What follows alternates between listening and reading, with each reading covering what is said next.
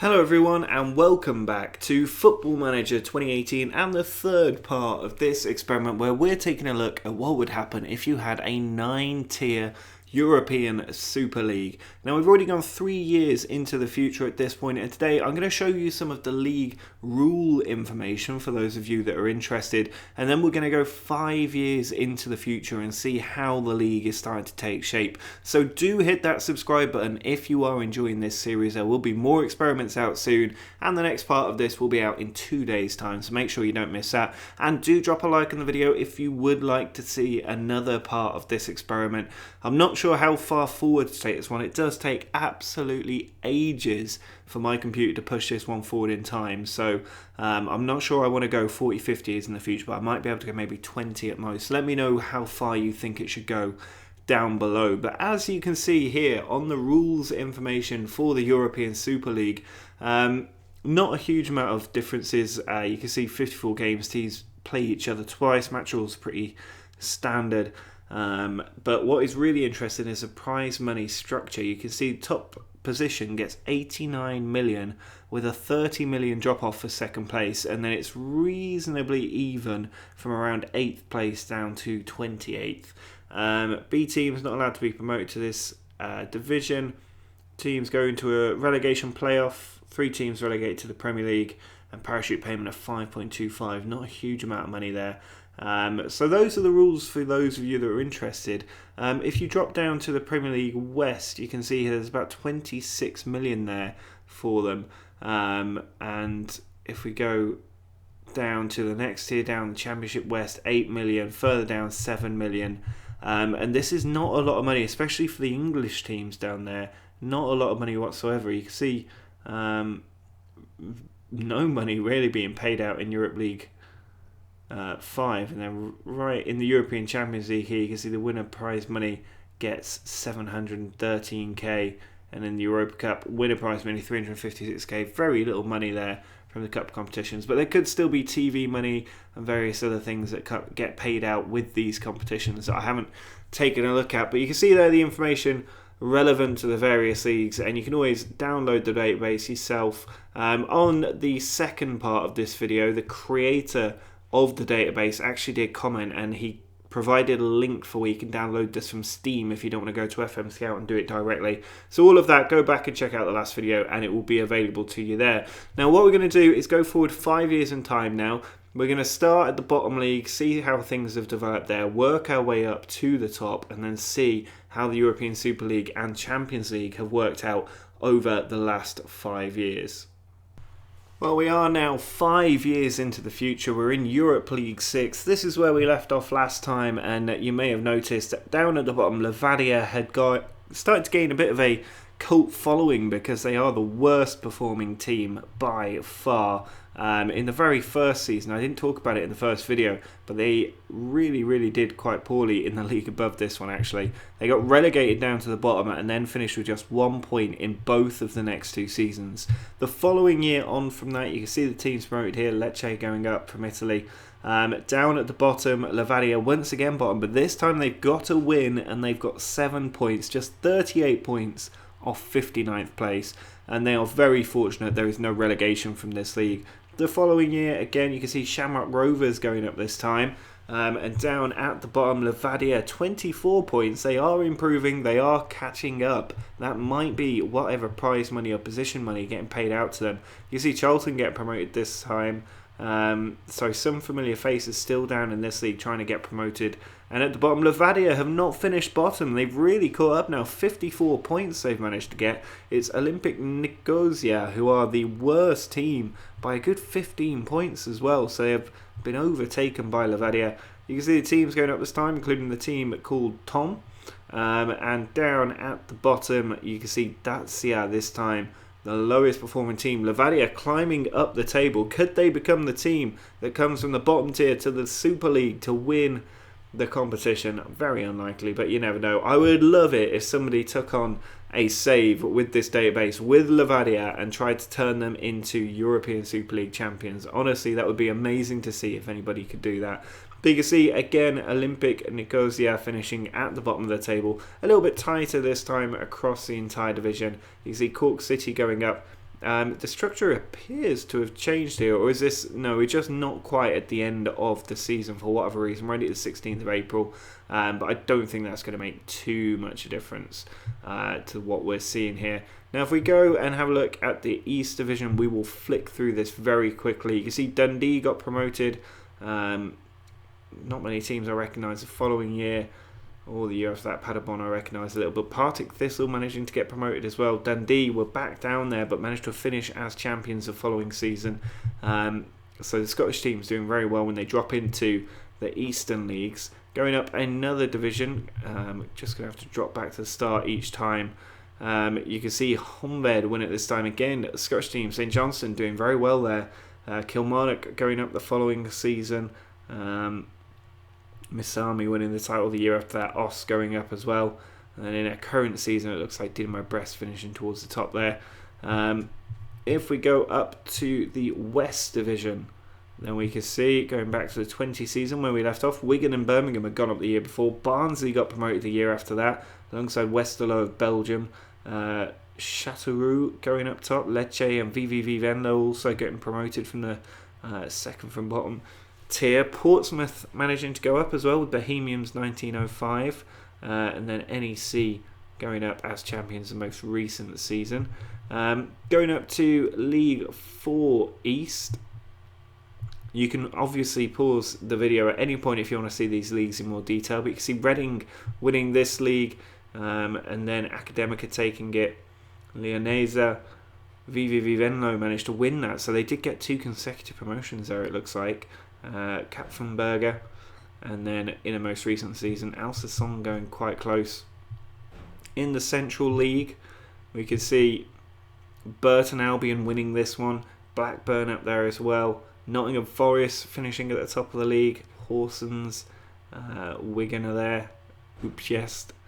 I'm not actually sure if VVV Venlo did manage to get 2 consecutive promotions or if they just won 2 different leagues but in different sections, if you know what I mean. I think they won the Eastern and the Central League, but maybe you can let me know in the comments if I misread that. Zaragoza managing to win the West League, the more difficult one. Blackpool at the top as well. Birmingham and Millwall both promoted again, as they were the season before. Barnsley and Westerlo also going up. So you can see consecutive promotions occurring there. Hearts getting promoted.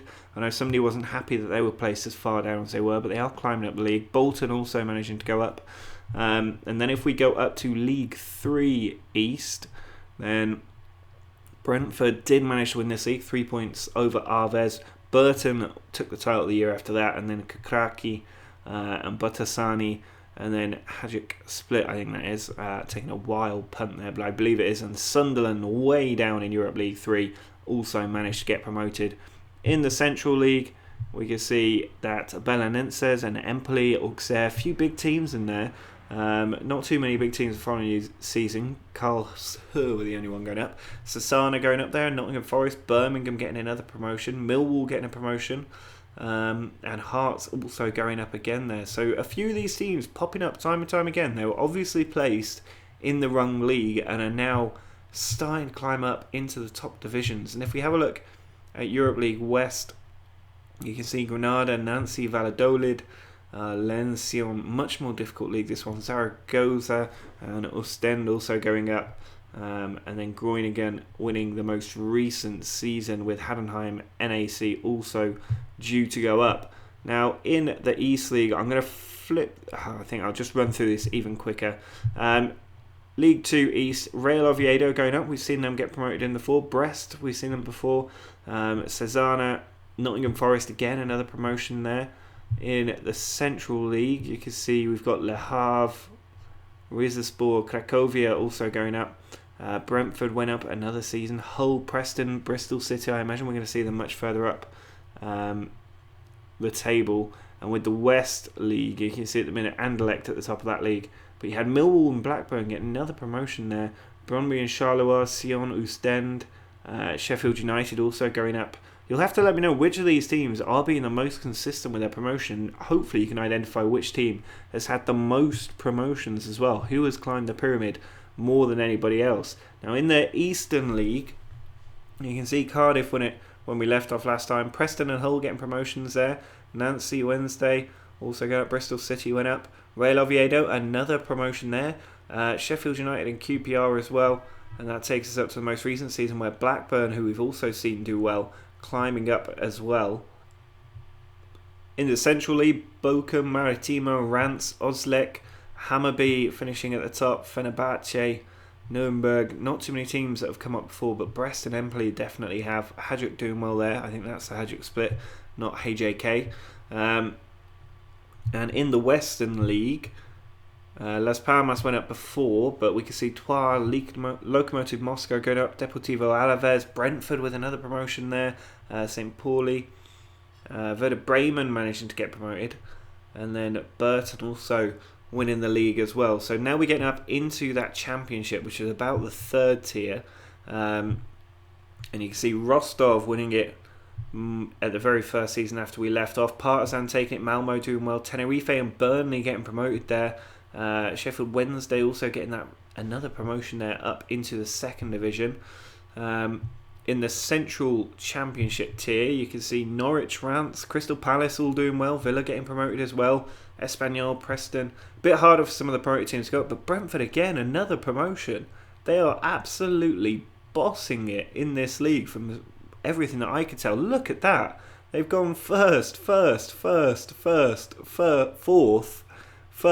and then fifth in the most recent season. They're up into the Premier League. They're just one tier away now, Brentford. They've absolutely flown up the league.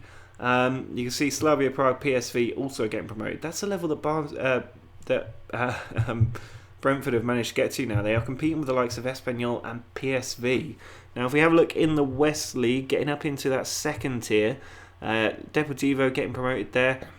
Dijon, Celtic also going back up as well. Good teams around in there. Hanover, AEK going up, Levante going up. Always different teams. It's not like teams are getting relegated and bouncing back up or yo-yoing. It always seems like it's different teams bouncing about. And as we get into the Premier League now, you can see Cologne have won this title just a good 12 points clear of Zenit. The following season it was Stuttgart that won it. Again, Zenit missed out by just 1 point this time. And then Spartak Moscow finishing 3 points clear of Zenit, who just cannot catch a break, until finally they do 1 point clear of Leipzig. And you can see they're crossing the door, winning the most recent season. And Borussia Mönchengladbach definitely heading towards a promotion as things stand. If we go back to where we left off before, you can see Nice won the last title. Then it was Wolves, Leipzig going up by the playoffs. Southampton and Besiktas the season after that. Following Southampton, it was Bayer Leverkusen and Fiorentina, two very good teams there. And then you can see Tenerife going up, and finally Liverpool have qualified for the playoffs at least, but they are almost certainly going to win promotion that season as well. And into the West League, you see Brentford currently winning the league there. They are the team to watch. If Levadia are the worst performing team, or at least were, Brentford seem to be the best performing in terms of promotions at least.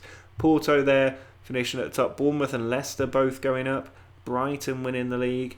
And then you can see Brentford finish 5th in that season. Sporting Lisbon win it, Newcastle win it. And in the minute, Brentford are top of a league that includes Leeds, Fiorentina, Celtic, Everton way down there, Ajax, Sevilla. It looks like maybe the money is starting to even out a little bit. But Brentford, for some reason, absolutely flying up the table. And I've got no idea why, unless they've got a worldwide reputation. So there must be something going on. And if we look at their transfers, you can see 47 million spent, 45. They've got some money somewhere because they're making a loss every season pretty much, and bringing in some decent players as well, which is why they're getting promoted. Now if we go up into the Super League, when we left off before, we'd seen United take the title 1 point clear of Juventus. The following season they retain the title, a good 9 points clear of PSG. Roma getting relegated at the bottom there alongside Southampton, Villarreal and Nice. The year after that, we had PSG win the title. Man United and Real Madrid just behind. Not too many surprises at the top of the table.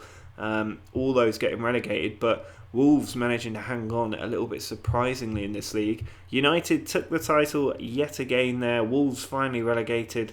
Not many surprises down there. And then you can see United won yet another title. 2 points clear of Bayern Munich and PSG.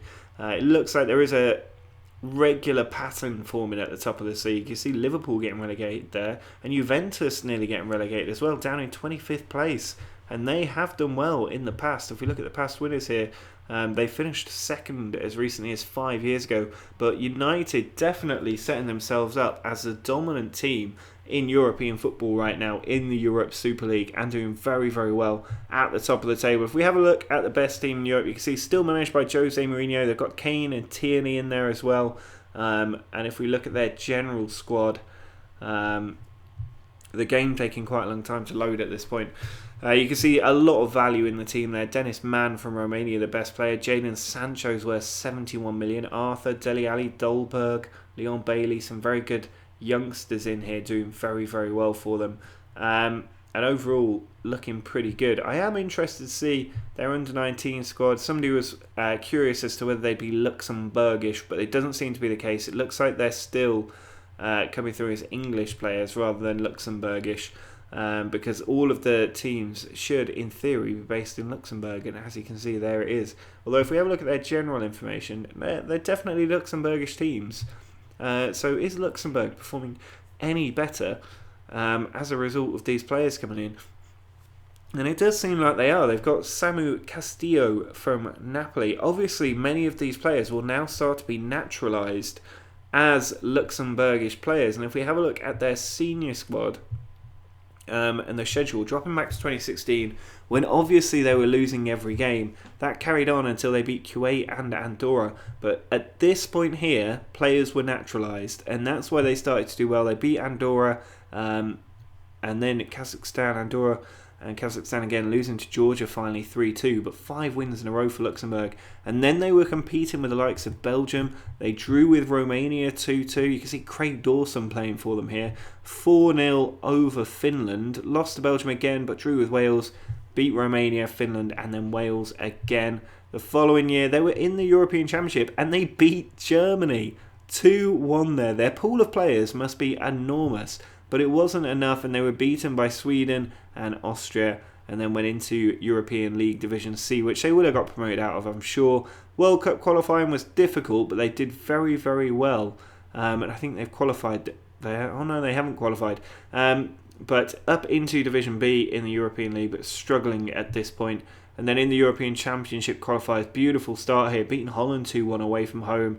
Did lose to Scotland and lost to Holland late on as well. But they did qualify for the European Championship, unable to get a win across the competition though. And most recently, off to a win with Liechtenstein, lost to Norway. But they do seem to have a pretty good team now. And if we look at this senior squad, I mean, they literally have access to just about every player in the world. And you can see Rodri here, 28 years old, £50 million player playing for Luxembourg. They've got Lewis Cook in there. I mean, he's a brilliant player in the game. Elistondo, a very, very, very decent national side that. Not quite the best in the world. They've got Sergi Samper in there as well. But I imagine that's only going to get stronger, and hopefully their regens are pretty good as well. But that is a nice, interesting little detour there. Now, if we just go and have a look at the European Champions League, then we can see in the Champions League here, PSG the most recent winners. If we just look at the past winners here, PSG have won it a few times. United, despite winning the European Super League most seasons, lost the most recent Champions League title, and they have not won one yet. It is PSG and Bayern dominating in this competition, Lyon getting one as well. If we drop down to the Europa Cup, you can see here not a lot of information gleaned from this except for Brentford continuing their stunning form by winning another title there. And I'm really interested to see how far Brentford could go when they do get into the Europe Super League. Now that is going to be it for this part of this experiment. Do let me know in the comments if you do want to see more parts to this, and if there's anything else you would like to see. Make sure to drop a like on the video if you are enjoying this series, and do subscribe for more experiments which will be out soon. But until next time, see ya!